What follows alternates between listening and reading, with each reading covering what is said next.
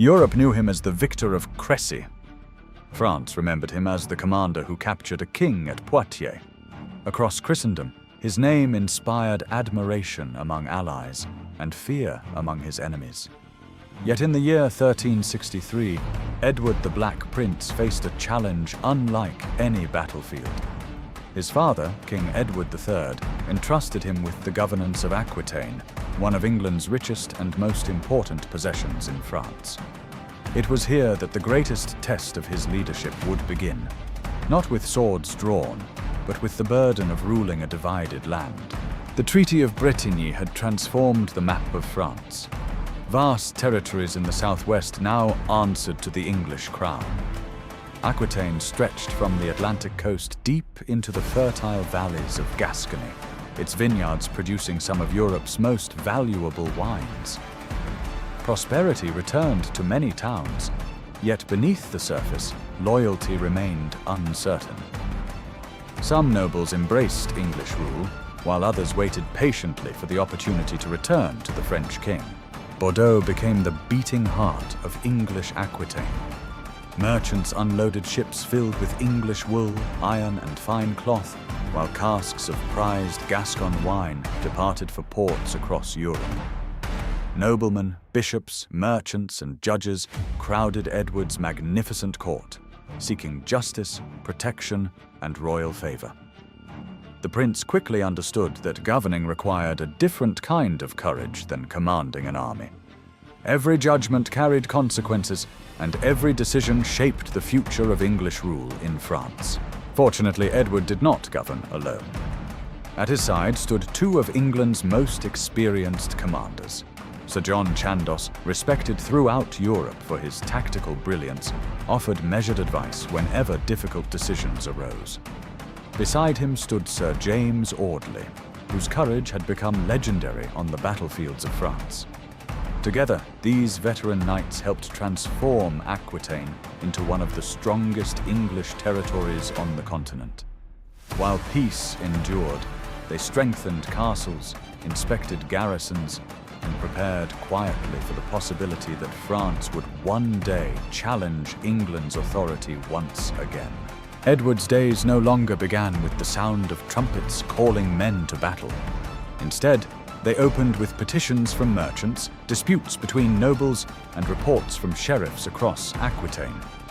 The prince presided over his court with the same discipline he had shown on the battlefield. Contracts were approved, trade routes protected, and justice administered in the king's name. His reputation for fairness encouraged many towns to cooperate willingly with English rule, while prosperous markets and vineyards brought renewed wealth to the duchy. Sir John Chandos frequently reminded the prince that stability depended as much on justice as it did on military strength. Edward accepted this advice, knowing that lasting authority could not be won by the sword alone.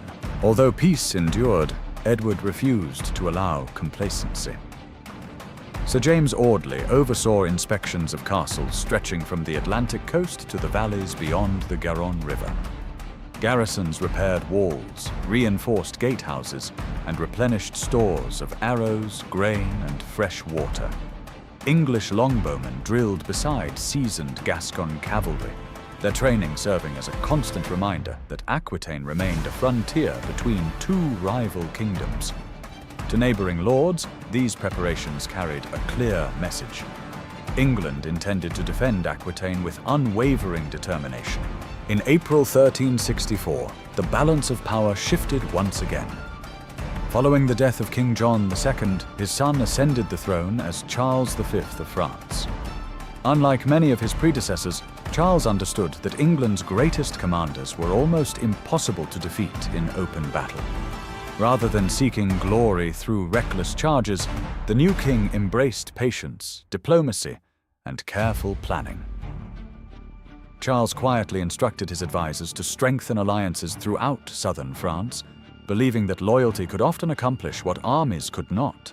At first, the changes were almost invisible. A noble delayed paying homage. Another questioned an English judgment. Messengers began traveling quietly between dissatisfied Gascon lords and the royal court in Paris. None of these incidents alone threatened Edward's authority. but together they revealed a growing undercurrent of resistance. John Chandos warned that political unrest often spread more quietly than an invading army. Edward listened carefully, increasing patrols along the duchy's borders while maintaining his confidence in the loyalty of most of his subjects. Aquitaine appeared prosperous and secure. The peace established by the Treaty of Brétigny was beginning to crack beneath the surface. Within only a few years, those fractures would draw England and France back into open war. While Aquitaine enjoyed prosperity, King Charles V had no intention of accepting the permanent loss of such a valuable province. Unlike his father, who had sought decisive battles against England, Charles believed time itself could become France's greatest weapon. He rebuilt the royal treasury, strengthened the authority of the French crown, and surrounded himself with experienced advisors who shared his patient vision. Every decision made in Paris was designed to restore French power without risking another catastrophe like Crécy or Poitiers. The Black Prince remained vigilant, aware that peace between England and France had become increasingly fragile. Among Charles's most trusted commanders stood a knight whose reputation was growing throughout France. Bertrand du Guesclin had little interest in glorious cavalry charges or elaborate displays of chivalry. Instead, he preferred discipline, surprise, and careful planning. Charles saw in du Guesclin the commander who could rebuild French confidence after years of defeat. Together, king and captain began preparing for a different kind of war, one built on endurance rather than spectacle. Reports of increased French military activity soon reached Bordeaux. Edward responded with calm determination.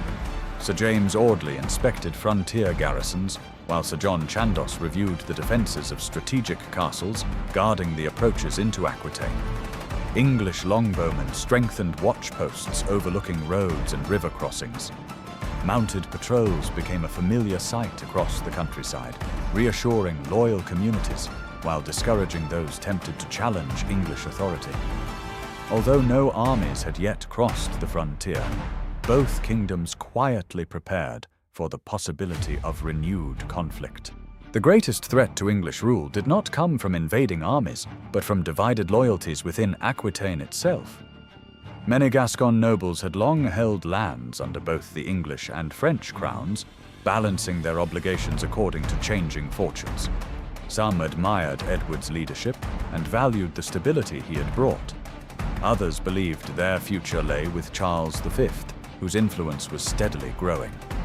Every dispute over taxes, feudal rights, or legal authority now carried consequences far beyond a single estate. Each disagreement risked becoming another step toward the renewal of the 100 Years' War.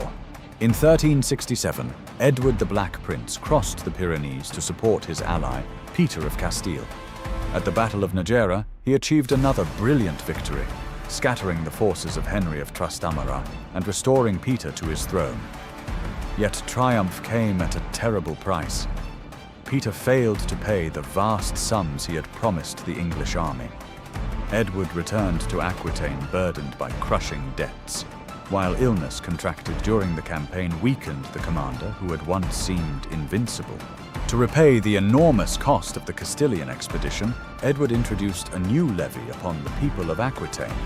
The hearth tax, intended to finance the duchy's obligations, was deeply unpopular. Many towns accepted the burden reluctantly, but several powerful nobles viewed the tax as an abuse of authority. Among the most vocal critics were the Counts of Armagnac and Albret, whose influence stretched across much of southern France. Their opposition transformed financial discontent into a political crisis. Rather than rebel openly, the dissatisfied lords turned to an unexpected ally. They appealed directly to King Charles V of France, claiming that Edward had exceeded his lawful authority as Duke of Aquitaine. Charles immediately recognized the opportunity before him. Instead of marching an army south, he invited the dispute into his own royal court. By presenting himself as the rightful judge of the quarrel, he challenged the very independence that England believed had been secured by the Treaty of Brétigny. Charles V summoned Edward to appear before the Parliament of Paris and answer the complaints brought against him. The prince refused. He maintained that under the Treaty of Brétigny, he ruled Aquitaine as a sovereign prince and owed no obedience to the French crown.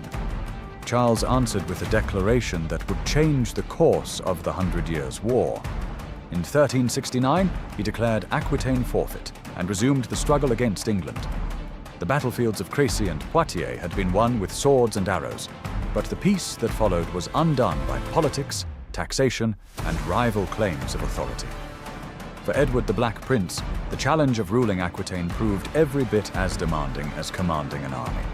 Although his victories secured his place among history's greatest captains, the political conflict that followed marked the beginning of England's long struggle to retain its lands in France.